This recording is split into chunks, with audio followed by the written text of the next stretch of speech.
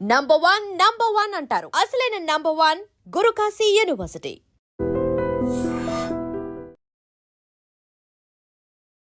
మేనమామను అత్యంత దారుణంగా హత్య చేసి పరారీ అయిపోయాడు మేనల్లుడు. ఈ ఘటన విజయనగరం జిల్లా బొండపల్లి మండలం కెరటంలో తీవ్ర సంచలనంగా మారింది. అయితే గుట్టు చప్పుడు కాకుండానే ఖననం చేసేసినటువంటి నిందితుడు ఇప్పుడు పోలీసులకు అసలు విషయం తెలియటంతో పరారీలో ఉన్నాడు. అయితే ఈ హత్య వెనుకాతల అనుమానాలకి కారణం అక్రమ సంబంధంగా తెలుస్తోంది. సొంత మేనత్తతో ఈ యువకుడు అక్రమ సంబంధాన్ని కొనసాగిస్తున్నాడు. ఇది మేనమామకి కూడా తెలిసిపోయింది. ఆ నోట ఈ నోట విని మేనమామ కూడా అనుమానపడ్డాడు. అడ్డుగా ఉన్నాడు, అడ్డు తొలగించుకోవాలి అనే ఒక దురుద్దేశంతో తాగిన మైకంలో ఉన్నటువంటి ఇద్దరు ఇదే విషయం పైన ఘర్షణ పడ్డారు అని కూడా స్థానికులు చెప్తున్నారు. అయితే ఈ మేనమామని గొంతు నులిమి హత్య చేసినట్టుగా కూడా పలు అనుమానాలు వ్యక్తమవుతున్నాయి. అయితే ఖననం చేసిన తర్వాత స్థానికులకు ఆల్రెడీ ఈ అక్రమ సంబంధం గురించి కొంత సమాచారం ఉండటంతో ఈ కుటుంబ సభ్యులకు కూడా ఆ కోణంలోనే అనుమానాలు రేకెత్తాయి. ఈ హత్య ఎలా జరిగింది, ఎందుకు ఈ హత్య చేశాడు, ఈ కారణాలపైన పోలీసులు వేగవంతమైన దర్యాప్తు చేయాలనే ఉద్దేశంతో 100 నెంబర్ ద్వారా పోలీసులకు కంప్లైంట్ ఇచ్చారు. ఇప్పుడు బొండపల్లి పోలీసులు ఈ కేసును ఛేదించే పనిలో పడ్డారు. ఎక్కడైతే మేనమామను హత్య చేసి ఖననం చేసినటువంటి ప్రాంతానికి పోలీసులు క్లూస్ టీమ్తో సహా చేరుకొని అక్కడ ఖననం చేసినటువంటి ఆ మృతదేహాన్ని మళ్ళీ బయటకు తీసి పోస్ట్ మార్టంకి తరలించారు. అయితే ప్రస్తుతానికి మేనమామను హత్య చేసినటువంటి అనుమానం అయితే వ్యక్తమవుతోంది పెద్ద ఎత్తున. ఈ కోణంలోనే మేనల్లుడు పరారీలో ఉన్నాడు. పోలీసులు ఆ వ్యక్తిని అదుపులోనికి తీసుకునే ప్రయత్నంలో భాగంగా టీమ్స్గా విడిపోయి అతని కోసం గాలింపు చర్యలు కొనసాగిస్తున్నారు. సో అతను దొరికిన తర్వాత ఈ హత్యకు కారణాలేంటి అనే కోణంలో కూడా పోలీసుల దర్యాప్తు కొనసాగబోతోంది. నిజాలు బయటకు రాబోతున్నాయి. అయితే స్థానికులు మాత్రం ఈ హత్య పైన అనుమానం వ్యక్తం చేసింది. ఖచ్చితంగా మేనమామని హత్య చేసింది మేనల్లుడే. దానికి ప్రధాన కారణం మేనత్తతో ఆ యువకుడు పెట్టుకున్నటువంటి అక్రమ సంబంధమే కారణం. దీనిపైన గత కొన్ని రోజులుగా కూడా గొడవలు జరుగుతున్నాయి.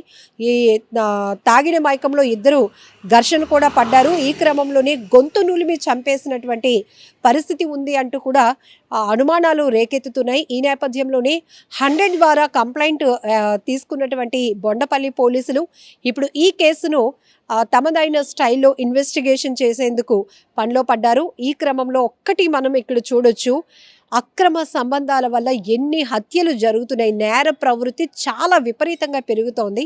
ఎక్కువ శాతం ఈ వివాహేతర సంబంధాలు, ఆస్తి తగాదాల వల్ల జరుగుతున్న హత్యలే ఎక్కువగా చూస్తున్నాం. అందులో కుటుంబ సభ్యుల్ని అంతమొందించడం అనేది చాలా బాధాకరమైన విషయం.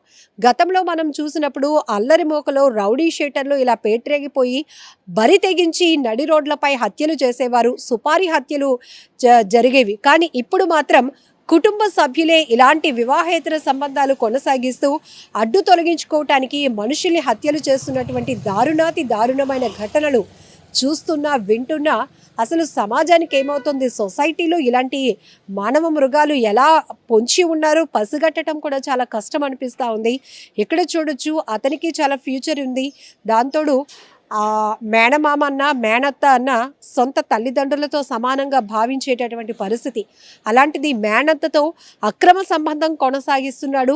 ఈ విషయంలో మేనమామని అడ్డు తొలగించుకోవటానికే ఈ హత్య చేశాడు. ప్రస్తుతానికి నిందితుడు పరారీలో ఉన్నాడు అనే కోణంలో పెద్ద ఎత్తున అనుమానాలు వ్యక్తమవుతున్నాయి. గ్రామం అంతా కూడా ఈ విషయం పైన తీవ్రంగా చర్చించుకుంటుంది.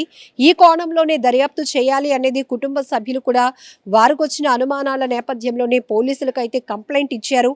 100 ద్వారా డైల్ చేసి పోలీసులకి తమ అనుమానాలు చెప్పడంతో ఇప్పుడు ఖననం చేసినటువంటి ప్రాంతం ఏదైతే ఉందో అక్కడికి వెళ్ళి ఆ పోలీసులు ఆ డెడ్ బాడీని బయటికి తీయించి మళ్ళీ పోస్ట్ మార్టంకి తరలిస్తున్నారు.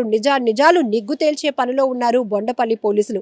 ఏది ఏమైనా కూడా ఇలాంటి దారుణ ఘటనలు వినటానికి చూడటానికి కూడా చాలా బాధగా వింతగా అనిపిస్తూ ఉంది. ఎందుకంటే కుటుంబ సభ్యుల్ని మన మధ్యలో ఉంటున్న వాళ్ళే మరొకరిని హత్య చేయడానికి కారకులు అయ్యారు అంటే కాస్త షాక్లో ఉండాల్సినటువంటి పరిస్థితి.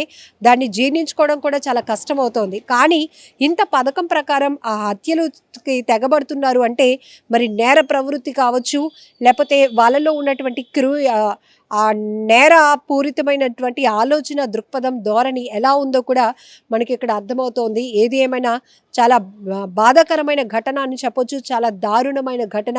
పూర్తి స్థాయిలో పోలీసుల దర్యాప్తులో ఈ కేసుకు సంబంధించి వాస్తవాలు బయటకు రావాల్సి ఉంది. నిజంగా ప్రస్తుతం ఉన్నటువంటి సమాజం దేనికి ప్రయారిటీ ఇస్తుంది? ఆర్థిక సంబంధాల చుట్టూ మాత్రమే తిరుగుతోంది. మళ్ళీ ఎన్నికలంగానే చాలా విరక్తి కలుగుతాను. మంచి అనిపిస్తుంది కదా, లేడీస్ కూడా ఛాలెంజింగ్ జాబ్స్ చేసినప్పుడు చాలా బాగుంటది. ట్రాఫిక్ అసిస్టెంట్స్ గా నియమించిన ట్రాన్స్జెండర్స్ అందరితో సాల్యూట్ చేయించుకుంటున్నారు. ఫుడ్ డెలివరీ ఇవ్వటానికి వెళ్ళినటువంటి డెలివరీ బాయ్ అనిల్ పై కళ్ళ ముందు పెళ్ళండి